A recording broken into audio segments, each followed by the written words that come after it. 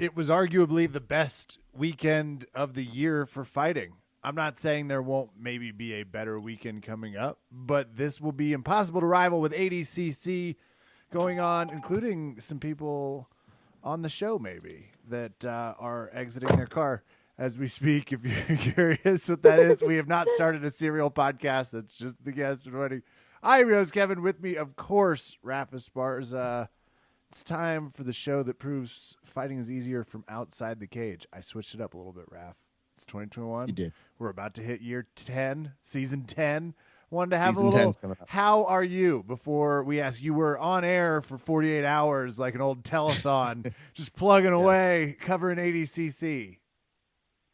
My favorite moments, I think, from the weekend are the ones where I just excused myself for saying something so blatantly dumb, where I'd go, well, that looks like a darce. Just kidding. It's a Japanese necktie.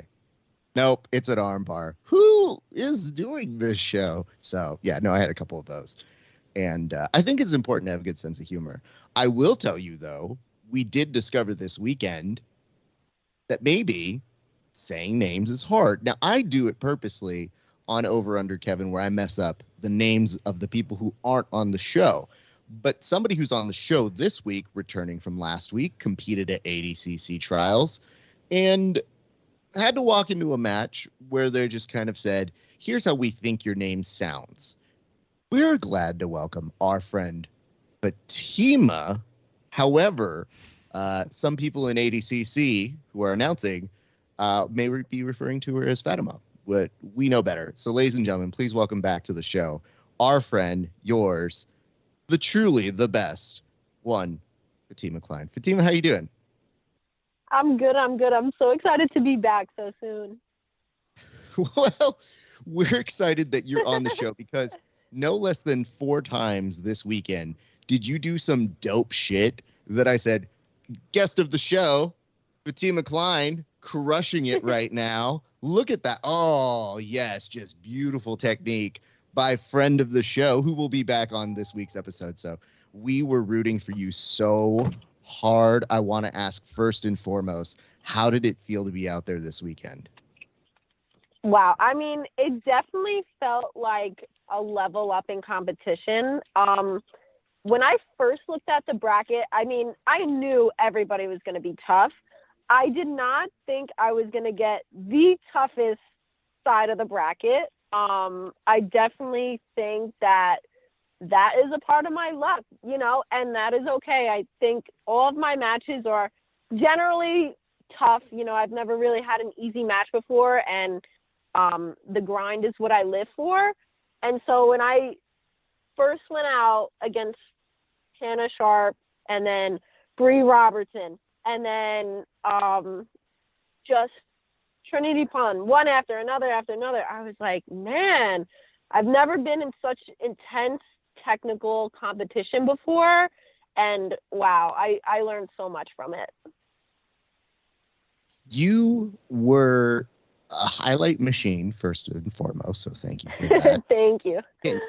Can you describe the element of what it felt like? Because I want you to do the good person description of what it felt like to you, and then I might take the Colby Covington side of how I viewed it, just from a visual spectacle. But I would like to know from the athlete's perspective, what did the atmosphere feel like to you, and what did it feel like? It felt like, when you're like in a room and like in school and you're taking a test and it's a hard test and everybody's completely silent. And there's this like certain type of, is everybody going to pass? Is everybody going to fail? Am I going to pass? Is somebody else going to fail? It honestly felt like that. Like it was as if like the whole room was like silent with just silent assassins, just silent killers that were ready to go out and do whatever it took to win. And I loved it. Like I was all about the go out there, do my best, and just, just take home as many wins as possible and make the audience happy, on flow and in person. And, honestly, thank God, I really had the time of my life. As intense as it was, and as much pressure as there was, it was definitely something I took a lot away from. I'm glad to hear that. Now for the heel perspective. Kevin, can I tell you that it is cool? ADCC is definitely top of our food chain. So we'll start with that. I could not stop laughing for 2 reasons. Number one, there were 5 mats. And these 5 mats were surrounded by the, how do I put this nicely? Beautiful casino carpet from Jersey. Yeah. That I think has more questionable substances than COVID in it. So I will leave it that. But the second thing I laughed at is that all weekend long, I kept staring at a Progressive slot machine giant banner telling people to pay 5 cents to win big for a jackpot. And I thought, I want better for these athletes. I understand we have to do things in certain places, but comedically, it is a little silly that this is where we start our trials. Now, granted, I know for even the Olympics, sometimes you're at a high school gym or you're at these real crazy situations where you go and you compete and then you go to the big dance and it's a completely different show. But as I was watching it, I just go, they literally have rolled out of a heel hook into a blackjack poker table. That sounds like heaven, though, a little bit for a gambler like me, where it's like my day's going to be over after the first fight, but let's go grind out some aggression on this progressive Game of Thrones slot machine. Everybody's a winner. I did see also, I noticed a stark difference from some of the pressers, because everything press leading up as people were like, look at how amazing this setup was, none of it had that view. So I was a little surprised to see it just right out. Was it just basically, I'll ask, just a big casino lobby right next to it essentially? Yes. So as soon as you walked into the Showboat Casino, right to your left was a whole cleared floor of mats, and two roulette tables with no board. So it was kind of like, I was kind of upset about that, because I was like, well, at least if I lose, again, like what you said, I'll just run, throw in a couple cents, and just start playing. At least I get something good out of this. Okay, that explains why it had that air of familiarity for me. It was like, it took me immediately back to some sad times and some happy times in Atlantic City. How many fights did you end up? I haven't gotten to check out the whole go yet, but obviously the more fights, the better. But how many did you end up getting into? I had 5 in total. I had 2 on Saturday and 3 on Sunday. And my body is crying about it right now. Are you taking it easy today? Did you go back to normal training? Oh, no. I definitely took it easy today, but yeah, I'll be back to normal training tomorrow. I can't stay away from too long. I understand that. But again, Kev, when I say that she was really giving you bang for your buck, she really was. And I have to tell you, I love Trinity as well, but the two of you paired up was an especially awesome moment to just witness, because I love your sportsmanship. I love how you both have respect for each other, and I love how both of you bring it. So as a spectator, that's really all you can ask for. And we saw that all weekend. I mean, hell, we saw Tackett and Cody Steele murder each other and then hug each other off the mats. And while it may not be the kind of way you hope it ends, it's something to behold when 2 best friends are sharing a podium of 3. So if you look at that and you look at Cade and you just think well, that's the future. That's the future. You're the future. we feel like jiu-jitsu is in good hands, knowing that there are many more ADCC trials. And we're not even done with this ADCC. We're just barely on the beginnings of it. So a lot could still happen. I need to ask, we're going to transition to the fights here, but we have to geek out. It was just such an epic weekend. Do you have any moments that stood out to you? Because I want to say that we were able to watch it all, but sometimes a camera would just die. I'll be specific. Mat number 2 went into night vision more than 4 times. They look like they were security cameras that we were looking and viewing this through at times. And then on mat day 2, they didn't have a mat 1 and 5. They just said this is 2, 3, and 4. And when that happened, I go, wouldn't you just rename them 1, 2, and 3? Why are we still calling them mat 2, 3, and 4? They just make them new mats. And then we realized, oh, mat 3 is having some issues. Shit, did they take mat 2's cameras and just move them to 3? So we didn't see everything. You had a bird's eye view for the whole thing. Can you describe favorite moments or things that jump out to you? Because I could see that smile on your face, and I know what that means. Yeah, it's really funny. I actually thought the same thing as far as the mats. I was like, well, why doesn't it just be 1, 2, 3?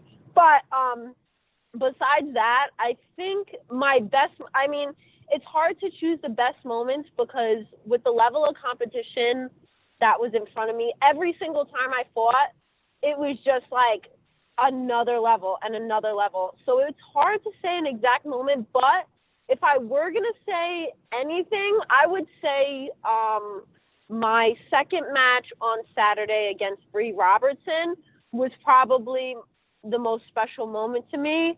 I knew how good Bree was going into it, and I think a lot of people took me as the underdog, rightfully so. I love that underdog feeling. It puts a little gas on a fire, but I think a lot of people weren't expecting me to play legs with her, and I wasn't expecting it either. During a match, you kind of, you're able to strategize a little bit beforehand, and my strategy kind of went right out the window as it normally does. But,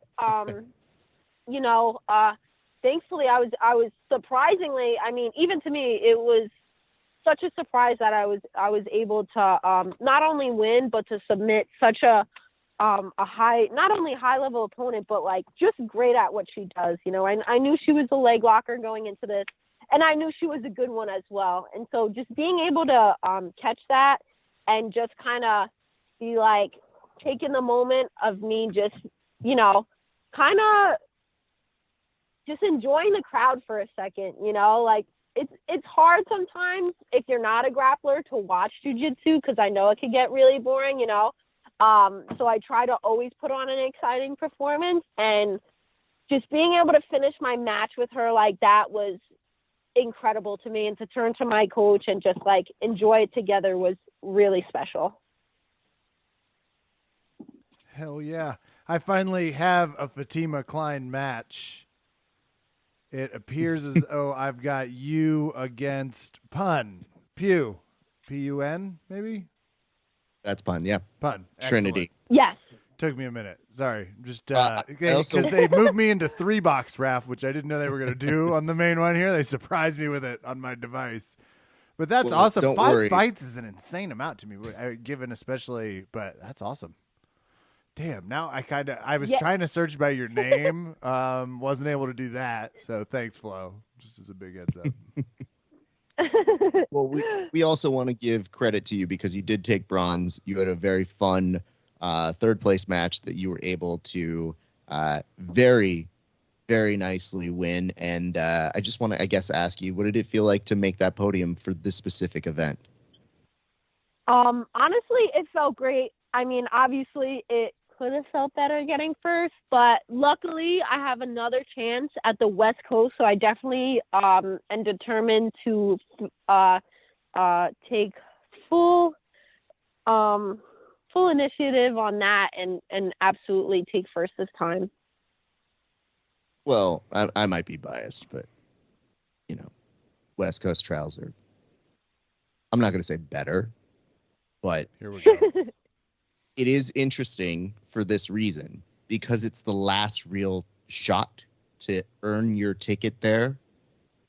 East Coast Trials has the anticipation. West Coast Trials has the drama. And if you guys are, does it? Yeah, okay. So I don't. Were That you sounds there so for the last? exciting. I like that I sold her on it. She was like, I was really gonna go, but now I've already bought my tickets. Did you happen to go to the last West Coast Trials back in all of 2019? I actually did not. The last time I competed for ADCC was in 2016 as a teenager. Yeah, I was 16 years old. Okay. Let me just explain to you. The last time, I think that might have been the impetus for why they would switch it into 2 days, because they started 4 hours late. So all the competitors were very angry because they were trying to weigh in. Apparently, it was due to them not having the proper staff. Yeah, no. The proper staff wasn't there, and then there was rumor that they didn't have a wireless connection and they didn't have an Ethernet connection that was up to speed. Wow. So they didn't know that right next door to where they were location-wise, there was a Fry's outlet. Now, I don't know what your feelings are about Fry's, but at least they have equipment. So these poor athletes were going out of their minds. And if you really want to see somebody get angry, tell the plus 99ers they can't eat. Oh, no. So it was a little rough. It was a little rough. It was a maybe 15-hour day for all of these people who were involved. I showed up and I came in at a leisurely, let's say 10 a.m. and thought, all right, well, we'll see the matches. At worst, it's going to be an hour late, much like this weekend was. And then it was about 3-4 hours late. And I said, oh, no. And when people tried to leave the trials, I would pull them aside and I'd say, where do you think you're going? We all stay until it ends.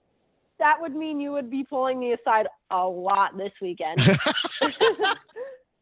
Fair, but you would be going far. So what I'm saying to you is, all of that nonsense aside, organization-wise, it was incredible to watch many of the same people who performed well, like Keith Krikorian, William Tackett, who were in finals, repeating their success at this recent weekend's ADCC. So while there's a little bit of like, man, I've been waiting for this for like 2 years now. I can't wait to go out there and compete. When you get to trials, all the smiles that you guys had, and I know that they don't feel like there's a lot of them because everybody has their serious face on. It gets a lot more tense. And it's mostly because people feel their last chance to do it and make a good impression. So it can be. That is I'm not such a worried good about point. I'm not worried about you, and here's why. You displayed an amazing amount of jiu-jitsu this past weekend. You gave us great matches. People were paying attention. Your name got plenty of great mentions over the weekend. And I think in that time, you're going to develop some new stuff. I know your team. I know how you work.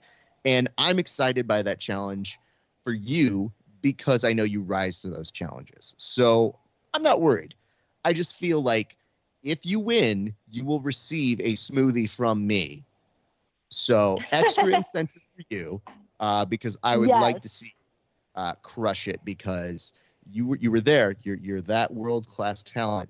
Now we want to see you go to the next step. So that is our nice little incentive for you. Now let's go over to UFC 268. Kevin, did you get to watch any of the fights this weekend? I know you're a new dad, so yes, I have to defer to the baby giving you permission to watch. And you should, but I did get to take in a few. I saw, I think it was Pereira, the knee that I honestly thought killed someone. That just gets honorable mention on the way in to what I'm going to throw out as early fight of the year. Like, this is, I forget who we all locked in last time. It happens every UFC card, but I really think we should consider this Thug Rose Zhang fight. And I'm not sure. I'm saying this in Colorado. I'm not sure the right hand was Rose. to use Uh-oh. a borrow, but I enjoyed the hell out of that fight. So, Kevin, That one hurt. I've never heard Fatima so insulted on the show before, but I may have, I don't want to say similar feelings, but it was an incredible fight. It's an awesome fight. We are going to preview this one first, but I do want to say, do you understand the level of disrespect you might be giving to the Gagey and Chandler households? Because that was also a really good fight. I noticed that one had a full decision. So maybe if there was split, it also qualifies. Oh. But due to the definitive nature. Okay. That, okay. Kevin, it's a terrible technicality. Answer. Yeah, that's my I will take. tell you at the viewing party that we were at, we did happen to know one of the judges. So when they yelled out his score, which was in favor of Zhang, there were some boos. And it's mostly because we know him. And I thought, I don't know that I super disagree with him, because it was a thin, very thin, close fight. And I was also up for 15 hours talking. So I have to rewatch that one. I will ask this. Fatima, why did Thug Rose win that fight? I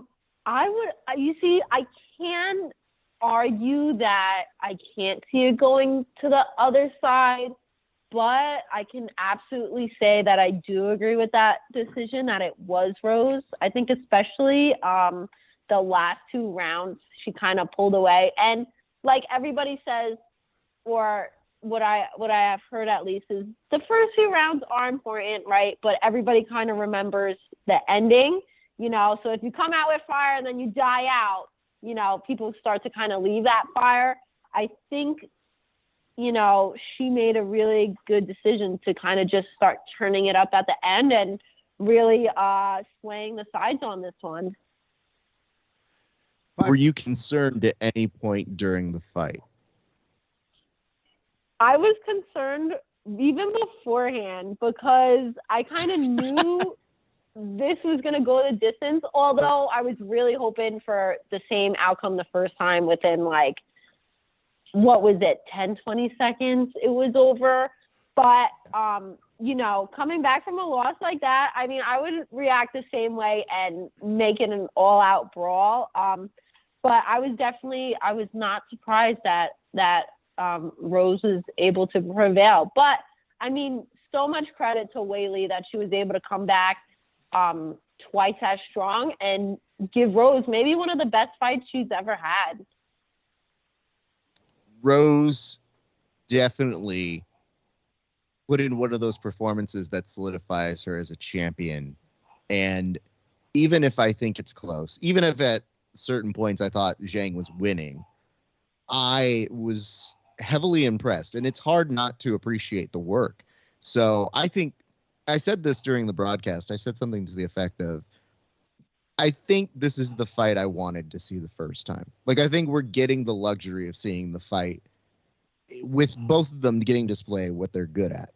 The hard part is there seemed to be, for me, an element of threat the entire time for both of these ladies, to the point where I go, uh-oh, that's not good for Rose. Uh-oh, that's not good for Zhang. Shit. Oh, no. So as a fan, I was very happy to see that. Kevin, what did you take away from this fight? I started to, first of all, I want to talk about a specific, I guess you'd call it almost like a hook defense during one of their grappling exchanges that had a cartwheel-like effect. And when that happened, I think it was second round, third round, I was all in. And it was one of the more athletic things I've seen from both of them. There was just so much precision in it, and it had me, I was like, what? Where are we at in the jiu-jitsu rankings of both of these fighters as I watched it? I'm ready for, you got to mark it, right? So Thug Rose is one of the most marketable fighters we've got next. So I think this is a big step for her in terms of, well, we need a new villain. Right now, she beat her. And I guess back to that point, you kind of also got me thinking, Fatima, about the 25-minute and the more recent rounds. And when it's the title, we've said that on this podcast, you got to go take it. You don't want to leave it to something like the card. So fascinating results. I was obviously a little financially invested in Zhang because by game time or by I can't believe I didn't talk about the Michael Buffer thing. But by the time they're announcing this fight, you got some good odds. Money came heavily in on Thug Rose, as it turns out it should have. Current Titan of the division, who do we market next? They're already looking at Carla Esparza, and I'm going to ask Fatima her thoughts on that, but I do want to correct something. Is there a Diaz sister? There's not, right? That would be great if there was a Diaz sister and she was a Chola, and then she didn't have their voice, but was just more of the traditional, oh my God, like I'll punch you in the face. Yeah. Half sister's great. Yep. No, Kev, I don't know. I don't remember if we mentioned this. It's been a lot of podcasting. Did we mention the fact that Thug Rose was actually the underdog in that situation? Oh. She was the underdog in what? She was the underdog for betting favorite. Was she? I thought she was minus. Oh, I'm sorry. Oh. I must be misremembering. I thought she was favorite by. I thought she was minus 200 as we got in. But maybe I'm wrong. And that's why they actually put it up on. Yeah. I think you're right, Raph, because I remember seeing it, and the favorite was Zhang leading up to it. I felt like it was going back and forth, and then by the time the fight started, I'm pretty sure it was Zhang. Yeah, and I. Oh yeah, no, I switched him. Naman Yunus was plus 100. Zhang was minus 120. Yeah. And thinking about that is insane because you basically give a highlight finish, and people go, "Nah, I don't think so." And I don't know sometimes how these odds makers make those, because they have good insight a number of the times, but every once in a while, I don't know how I didn't say that out loud, because I almost texted Fatima and you to say, go put money on Rose. Yeah. Now, Fatima, I don't encourage gambling for other people, but if you did at the blackjack table, take a moment, walk on over. Could you head over to the sports book, please, and place a wager? It's just down the hall past the Blue Belt division. They've got a juniors tournament going on just down that way. Also, a large part of me that hopes that Fatima went in a trench coat, a top hat, and a fake mustache to bet on herself at the sports book. It was like, I would like to put $20 on Fatima Kline. Is that you, Fatima? I don't know what you're talking about. I like the way she grapples. Thanks, pal. That would. That definitely sounds like something I would do, though. I know that you're all not about the fake mustache. There's nothing funnier to me than when they get kids who stand on top of each other in a trench coat with a giant hat to pretend to be old enough to sneak into the movie. Like, that shit will always make me laugh. Now, having said that, Carla Esparza, do you feel like she's the right choice here? And I already know you're going to say that Thug will beat her, but if that is the case, which probably is, why do you think that matchup is good for her? I definitely think, I honestly thought they were going to do that fight before the Zhang fight, but I can see why they did the rematch beforehand. I definitely think that's probably what's next up for her. I'm pretty sure they fought on the Ultimate Fighter. Maybe it was right after they got out of the Ultimate Fighter, but I know Rose lost the first time, and it being this long and Carla kind of coming up in the rankings, I think it's just like, it's a have-to fight. And I think that would be a great fight, you know.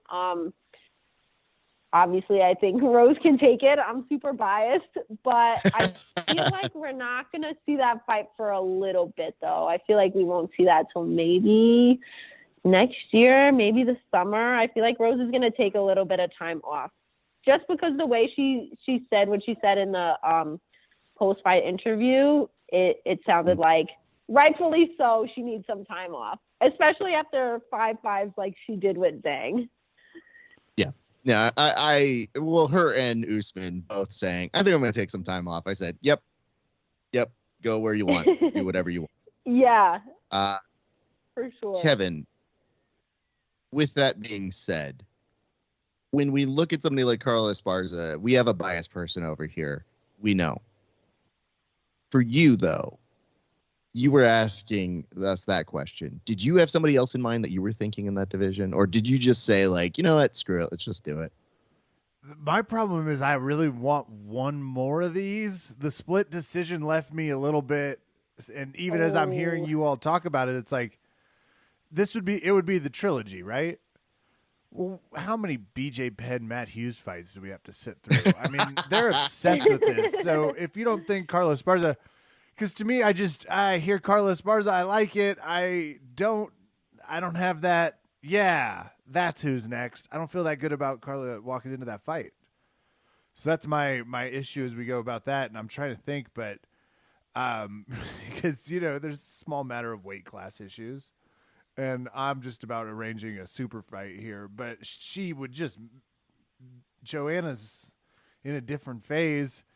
I say maybe it's even whoever, if Rose wants to take a break. I don't know what Zhang wants to do, but I highly doubt it's a break just based off of coming and going. The one thing they did say is they had asked, do you think you're done with her? Like, I think this was John Morgan who was asking this question for all the people, like for both the Colby and the Rose situations. They just kept asking, so do you think you're done with this person? And you saw the same reaction from Usman that you did with Rose, where you go, oh, probably not. I mean, it seems likely we're going to do another one, even when they get to Dana. And Dana's like, I don't match make, but Carla? Huh? Everybody goes, okay. And like just hearing the reactions from everybody, I think that's the way they're going to go first. But I think one of the things they did ask Dana was they said, well, Zhang, how far is she from a title shot? And Dana goes, she just lost twice. Like, what do you think? We shouldn't be talking about that. Yeah, so, I feel like if I just won the UFC strawweight title and someone asked me, oh, you think you're going to go again? I'd be like, hey, do you think I can, appreciate the time that I have as a champion right now? It's like I have to defend it right off the bat. You asked the perfectly reasonable thing to ask, so just don't ask Francis Ngannou. He has a different side of that. He took a 5-week break, and they replaced him. So it happens. Yes, okay. Yep. Okay. Point taken, though. Maybe she could step into a boxing event. It's like Rose Namajunas versus Jessica Simpson. No. Hey, I'm spitballing here. Come on. Here's why. Because, all right, we're going to transition to the main event. This week, leading into this fight, after we finished our podcast, we heard Usman say, I'm getting a real good feeling about fighting Canelo. Stuff like that just scares me. They did ask Dana about that, and Dana goes, yeah, he doesn't want to fight Canelo. And then that's the night that Canelo ends up winning by a knockout, and they later did ask him. They said, Dana said that you wouldn't want to fight Canelo. What do you think about that? And Usman goes, Dana doesn't know. Yeah, I want to do that. Let's do that. And I'm still thinking to myself, man, am I siding with Dana on this? I don't want to see that. I don't need to see that. This is ridiculous that we keep throwing this shit out. It's like you win in the pinnacle of our sport. We get bored and we go, are you going to go over there? And the one thing that Usman did say that I do understand is he's like, why does nobody ask him to come to us? And the answer is very simple. Money, please. Yep. There's no way these boxers who make millions upon millions are going to take a 1/20th pay cut to just, I don't know, learn that MMA is hard. So, no, I think we're going to be the ones who have to take the step up in our sport to always go somewhere else, which sounds insane. So, there is that. Honestly, that does. I feel like the only boxer that has transitioned, is Clarissa Shields. And she doesn't seem that she's doing too bad for herself. And she lost once, and people were losing their minds as if to be like, well, that hype train's done. And I go, she lost. Chill the fuck out. Like, it is difficult for people to understand how MMA works, because if you look even at Usman's record, it's a 20-1 record or something like that now. Jeez. And you think, like, when he says that he lost in, like, maybe, I think mathematically it has to be his second fight that he lost. Can you imagine being 500%, like a 50-50 split, and thinking, I don't know if this MMA thing's going to work, and then going on one of the longest runs of winning? Like, if that man had decided differently at that first loss, things would be different. Not to say that Clarissa is going to be in that element, but it is pretty cool that she is really dug in and said, let me see what I can do in this other sport. So we do have respect for that. Having said that, what were your takeaways, Fatima, for that main event between Usman and Covington? I honestly didn't think it was gonna go to the till the end. But can't complain. The more they fight, the better it becomes. I feel like that is just the ultimate, again, second rematch, same thing with Rose. Goes the distance, who wins, who loses. I feel like the intensity at the end of it must be like heart-wrenching. I could never even imagine, but I was definitely confident that Usman was going to win. I was listening to the press conference, and you could just tell when someone, not that they're cocky, but they're just confident in themselves, and I feel like being against somebody who's just confident in what they do, it creates another element to the game, and it's pretty intimidating, and so when I heard that, and that's what I picked up on it from him. I was confident he was going to win. And man, that was a tough fight, but he pulled through. So the Trevor Whitman team was on a roll this weekend. Yeah. All these Trevor fights, they are something to behold right now. The momentum that they have is ridiculous. Kevin, what make you of Colby Covington going up to Usman and allegedly saying, because Usman said he wasn't going to say what it was, but I think the streets figured out what it was. And I think he was saying something to the effect of, hey, man, I'm just trying to sell the fight. I'm just trying to make you money. Go enjoy that. You won, that kind of a thing. What make you that? I got really irritated with the referee. So there is they gave you a little bit of a highlight on ESPN after. And Scott Van Pelt, I feel like, or one of their other bald anchors, I was overserved on Saturday, they called out what was happening. And the referee is the one that's like, oh, that's the way it should be. Nice and heartwarming. Nice and heartwarming. Kind of like a school bully. Like, he reminded me of our gym coach being like, fight it out, boys. Fight it out. Like, that's how we should do it. And then he stopped him. He's like, all right, go back to your corners. You can kiss later. I was like, where are we? Like, I get that you just wanted to slide in a little bit of comedy, but he peeved me immediately because it just felt like a little bit of, needless shaming. If they want to kiss, they can kiss. There's nothing wrong with that. Anyway, I loved it because I have a tingling suspicion, and I can't find any place to bet this. Feels like we turned the heel down from like 8-7 to 2-3. And it's in part because he maybe just fought a hell of a fight. Maybe he was tired, but the whole event, as we got into the last few days, it felt like, and I think we called this out. Both Fatima and I bet against him because of what we thought was pretty weak trash talk. This felt like he was trying to atone in a lot of ways. Now, the fight, again, went really close. Not another very little. I didn't walk away feeling like, yeah, Usman definitely messed him up, but he almost knocked him out, so that counts for a few things. But that was my takeaway was I think Colby Covington's trying to like come back around, nice himself up. No, that ended very quickly, unfortunately. Oh, did it? It Yeah. helps not having listened to any of the shit he has said after the fight whatsoever. Oh, it's so bad. Fatima, what Did the president really call him? I wish I worked for Joe Biden. I would have called to be like, loser, you lost. Congrats on nothing. That's amazing.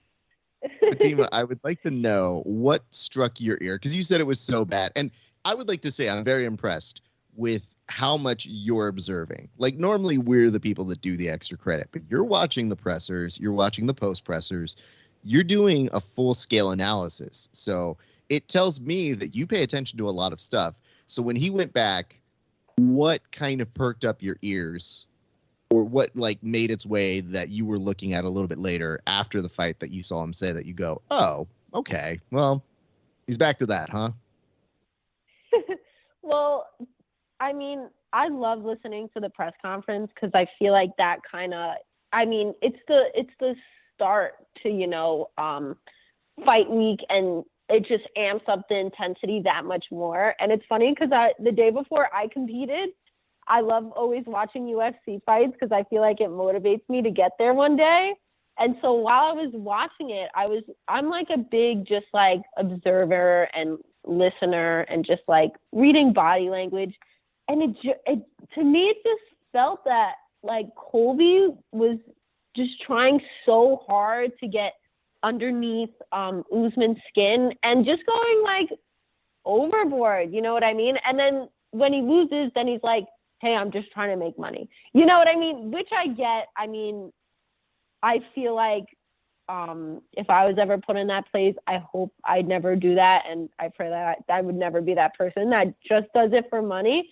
But like, hey man, you know, like you don't have to go to the extent of like talking about somebody's dad, you know, like at least keep it between you two. You don't have to go that far. And I felt like that whole time he was kind of just trying to maybe just like seem to be somebody he wasn't, you know, but at least, you know, they showed respect at the end. But, you know, be you, man, you know, keep the same energy before and after. That's just how I take it. I understand. And I think we've gotten to know you pretty well over the past year or so. And I feel like if you ever were trying to play a heel persona, that you would be giggling too much and winking at the camera. I would be so bad at it. Like some messed up stuff. You'd be like, well, I heard her mom's cookies aren't even that good. Wink. Boom. Yep. Got her. And we'd all be like, this is clearly her trying to be mean.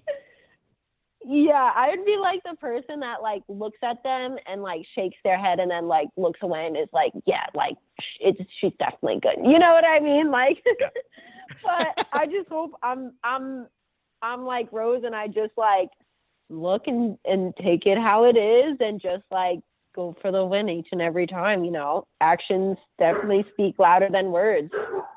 I mean, listen, when they asked Rose about what it felt like to have Holly Berry both at the standing that was awesome. I saw that. It was awesome. That was I love cool. that. I thought that was dope. But Thug in the post presser looks and goes, oh, I wasn't expecting that question in her face, and just goes, oh yeah, she's cool. I like her. Like you can tell she thought, are you going to ask me about my hook, my checks, my guard, my passing? No, you're going to ask me about Holly Berry? Yeah, she's dope. What do you expect me to say? So I thought that was interesting. There's one big thing that I saw that I think really confirms our belief that Colby was struggling in the week. And I'm not even talking about, yes, he did mention Usman's dad and was just putting him out on Front Street and saying, like, oh, is he a jailbird? Is he out of prison? Is he going to be here for that fight? And that's when you know you're really reaching the bottom of the barrel when you do that. And there was a moment when they got to the first standoffs on Thursday, I think, for like a publicity sort of a thing. And Usman pushed him. And at first I go, yes. Why did he push? And then I put it together and I go, oh, yeah, no, that's justified. I get that. I get that, you know, there's a certain level of like, yeah, I know you're selling the fight, but when we all say it's all business, I always think to myself, okay, that's cool, but you did mention my dad. So, yeah. I don't know what business that has. for anything, but sure, it's a fight game and it gets dirty and people say dumb things. But the thing that really stuck out to me was when Colby had this posture at the weigh-ins, and it just looked really timid to me.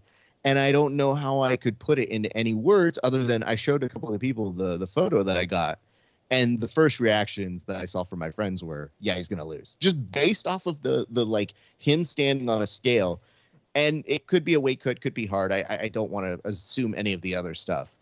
But it did seem to play a role, just in a small way, that does edge in a close fight, where Usman, he looked like he wanted to unload. Like he wanted to unload in that second round. And I have to commend him for coming back to the game plan, because it looked like Trevor had given each of them specific instructions, all of the guys and gals that he had fighting that night. He said, here's what we're doing. This is the game plan. Do not fuck with it. And you could see Gagey was like, but I want to stand in front of Michael Chandler. And it's like, no, do not just do that. That's a dumb choice. And yet sometimes you'd go, okay, that's what he's going to do. Rose, calm, composed. Yeah, we're not going to have this fight in 30 seconds this time. Let's win it in a decision, in a decisive way. Let's do that. That became the goal, and she achieved her goal. The last part, Usman gets real excited, and you can see his posture tense up like, oh, I can finish this, and then immediately relax. So when people are like, oh, he's letting him back up, I go, nah, dude, this is the game plan. And I have to respect him for sticking to it, because a lot of people would venture into getting really excited and maybe overplaying their hand and maybe losing the fight as a result. So that's it. We should talk about my fight of the year is Chandler and Gagey. And maybe I'm just the Just Bleed guy in my real heart, but that beautiful violence was nerve-wracking. It made me emotionally spent. Like, I was so hyped that they moved it from number 3 to number 1 so that Trevor could have some more time in between the fights. But when they got to lead off the card, I said, this is dope. I'm so happy. And then immediately after seeing it as the first fight of the pay-per-view, I go, oh, I got nothing for Shane and Billy Q. And it's a good fight, but damn, I'm mentally done. Like, I was commentating and I go, I have nothing for this. This is just what's happening. I will say all I saw was the highlights, and this fight piqued my interest because every second of the highlight was them swinging wildly at each other. And yes. I when they said it was a decision, I was shocked. I was sure Chandler had been killed in that second round, or at least knocked severely unconscious. So it was a real pleasant highlight. But I was like, yeah, that had to have been a good fight, because they look like they both had the wind-up thing on their back. And before the fights, both corners were like, you just want to crank these to high? Is everybody in? Yeah. Let them go. I feel like they're the two people that, like, out of the whole card, if anybody was going to stray from the game plan, it was definitely them. Just because of the style clashes, like, how can you expect anything less? Well, Chandler later admitted, yes, he did deviate from the plan, at which point I responded with an emphatic, duh. For Gagey, it's interesting because I think that they did map out something good, but it is interesting when that man plants his feet, because I think to myself, there are better places to maybe plant your feet. And when he had his most success, obviously chopping away at the legs, as he does, great. But those moments when he would just kind of stand right in front of him and just kind of stay with those flat feet, I thought, that's unusual. Why are we doing this? Oh, no, the goon side is winning in him. No, don't give in to the goon. Stick, move, kick. Stick, move, kick for as long as you can. This man's not going to take you down. Don't let him hit you and come back into this fight. And again, easier said than done, but impressive that he did stuff all of those takedowns. So it was a really weird fight in the sense that it gave you what you wanted. It was unfortunately only 3 rounds, but I think that both of their brains should be donated for CTE, just so that we could see what happens on this in the future. But I was quite impressed with it all around. So those two gents deserve all of our admiration. That was a really good fight. And I think it really does go the extra mile to show us that Michael Chandler is a welcome presence in the UFC as a fighter. Like, we kind of knew that the first knockout was good. The last fight, on maybe not his most prized fight, but this is definitely what we wanted him to be here for. So I think we should be glad that it is happening. Kevin, do you have any other things that stuck out to you? Because, let's just talk about it. Billy Q and Shane Burgos, crazy ass fight. Billy Q was tough as hell. I want to give him some credit, but the one I'm wincing at right now. Kev, tell me you saw the photo of Frankie Edgar. Yeah, I did. It was sadness followed by grief, followed by I feel partially responsible. We're in this position. Because, as a longtime Edgarite, that's what we call the fans, just kind of really wanted to see him. I was like, this will be the chance maybe for him. I thought we asked Dana to give him someone entry level, brand new, not prepared to do this type of hitting.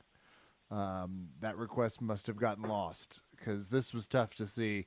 And it does feel like we're rounding third on the Edgar era. The photo, I would agree. It looks like Halloween. It looks like we're in a Halloween costume. Yeah, it hurt my soul. But you know what also hurt my soul was Frankie saying it wasn't a good stoppage and it was a little early. And there was somebody at our viewing party who was, how do I say this politely? Inebriatedly telling me the fight was stopped a little too early.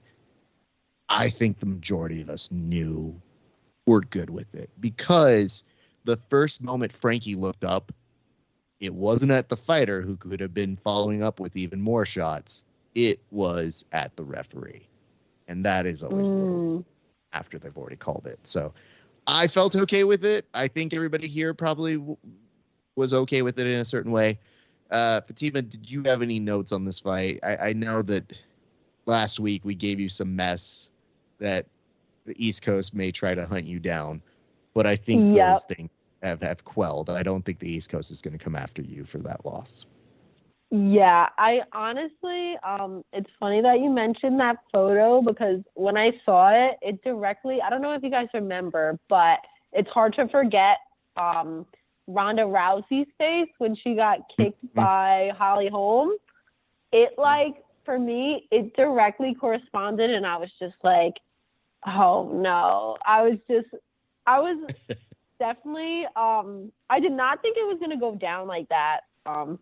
I was expecting a little bit more from Frankie, but I would definitely agree that I think sadly, but hey, you had an excellent run. Finish off strong, There's no better way to go out. I've got it. M. Night Shyamalan made a movie called Old, where people rapidly age on a beach. I'm pretty sure. I don't know. Haven't seen it. The picture and the shot look like a scene from that, like a promotional photo taken for an M. Night Shyamalan movie. Looks, I'd say it's a good note. Yeah. Meme worthy. Well, we're getting close to that part when we reveal who won. But I do want to give a shout out. Alex Pereira ended up getting a vicious flying knee with some punches. That was a very big moment.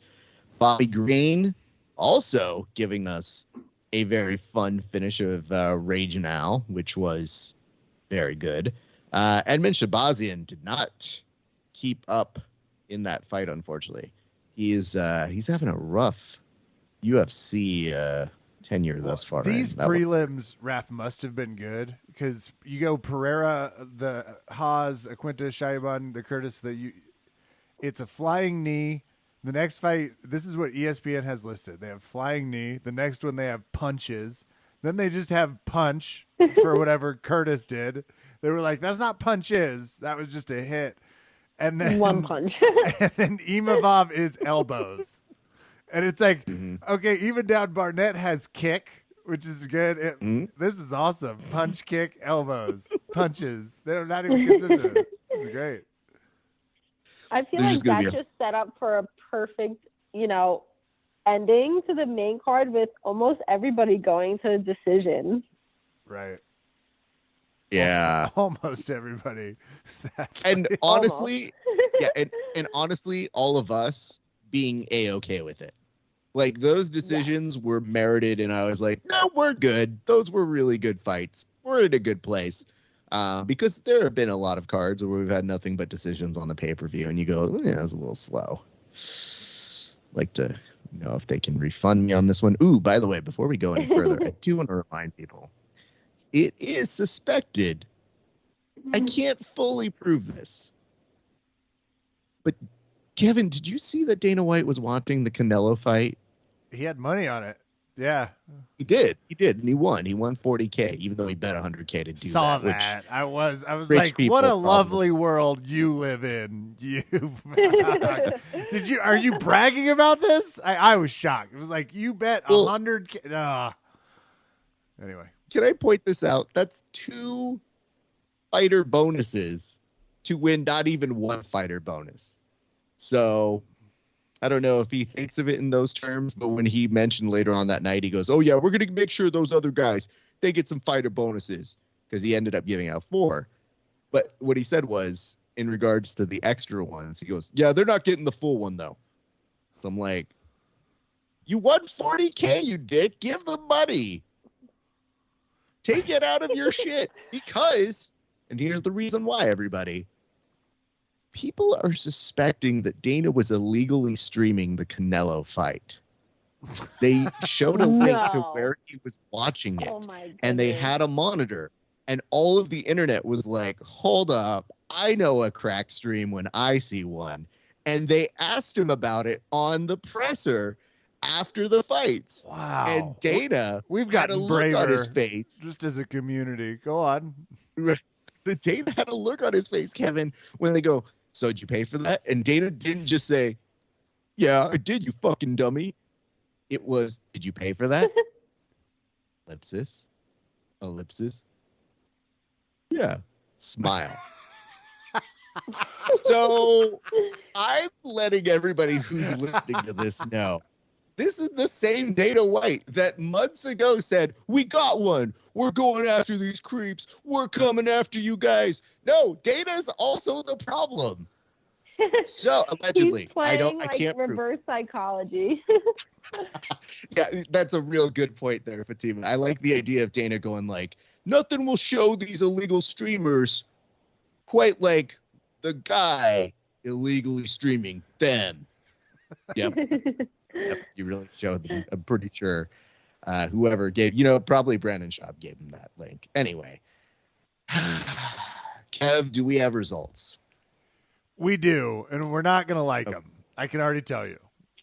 So I'm just going to run down the line because it's unfathomable.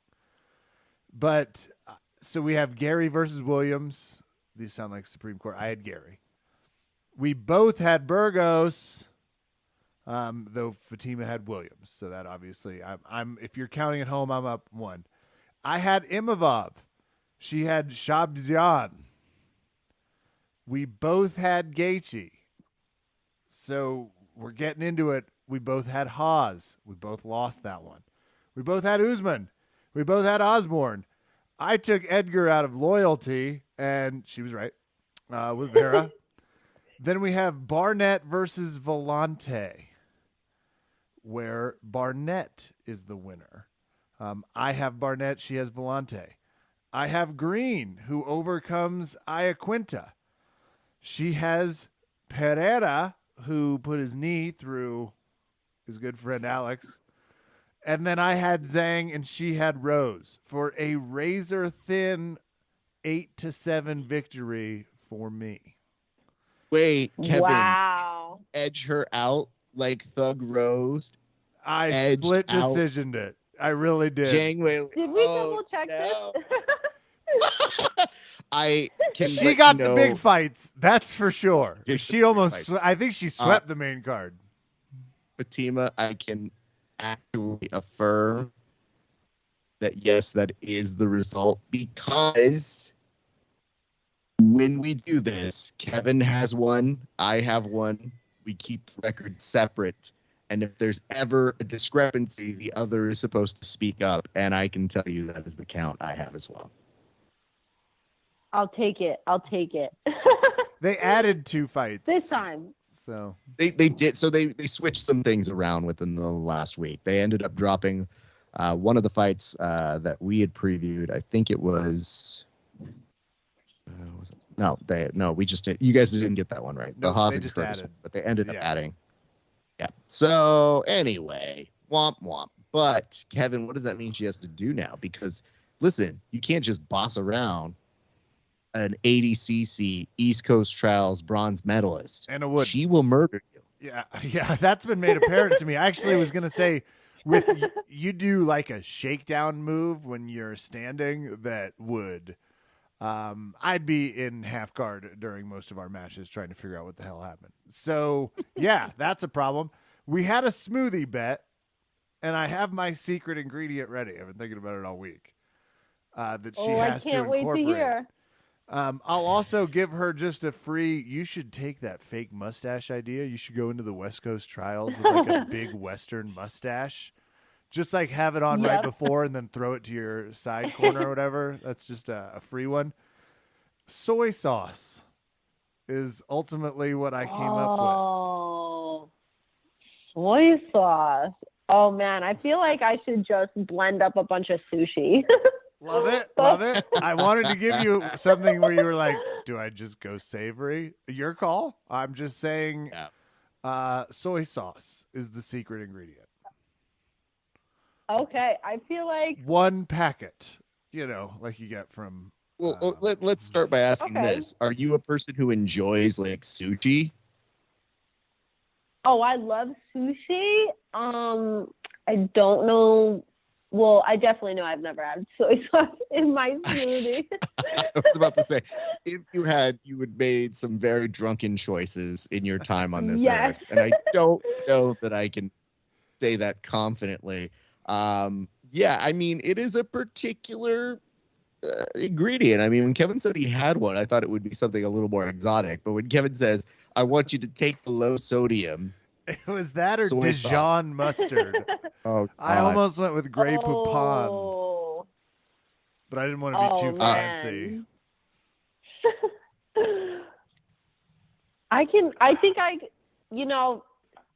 I lost fair and square. I can swallow this pill and I can take down some. I mean, at least it wasn't wasabi because I've done that, been there, done that. Really not a good choice. I don't want to get heel hooked here. Hold on, everybody. I'm not trying to get messed up. You put wasabi in a smoothie? No, I was out eating sushi and, I just wanted to try it and I tried all of it. And it, really didn't go that well. Really didn't. Yeah. Nope. That'll hurt. So trying things compared to other is a big difference. I'm like, can I try a burger? I'll eat like half of it. Yep. Well, I'm looking at I did a quick Google search because I love sushi, and on a random day, I will have a smoothie. I can't put those two tastes in my mouth together.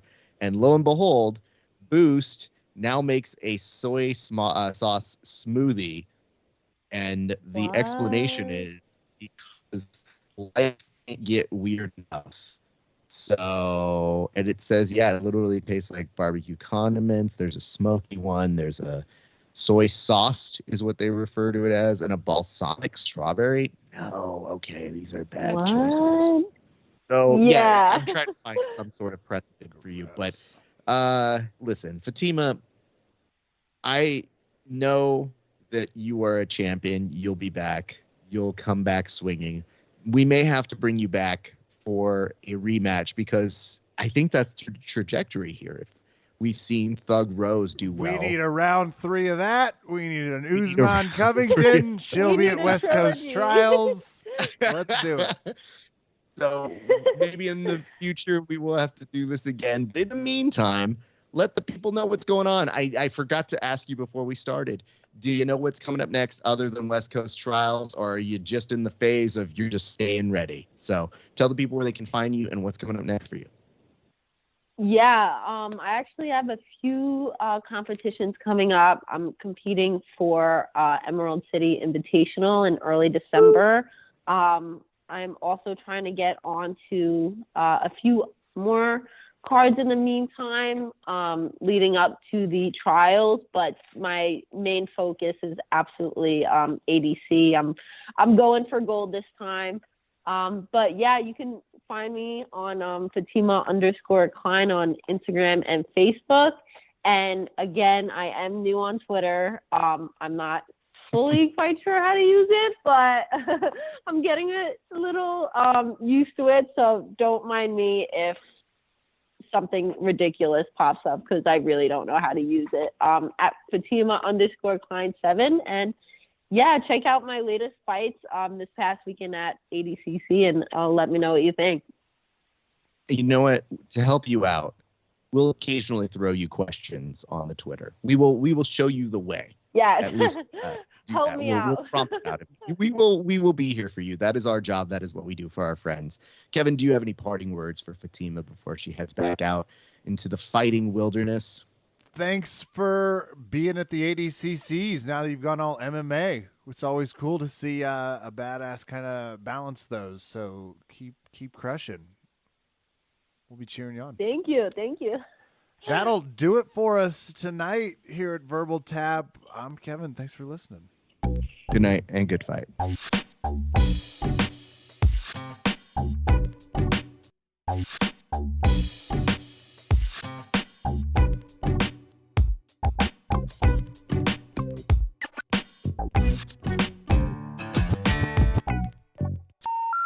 The number you have dialed has been changed.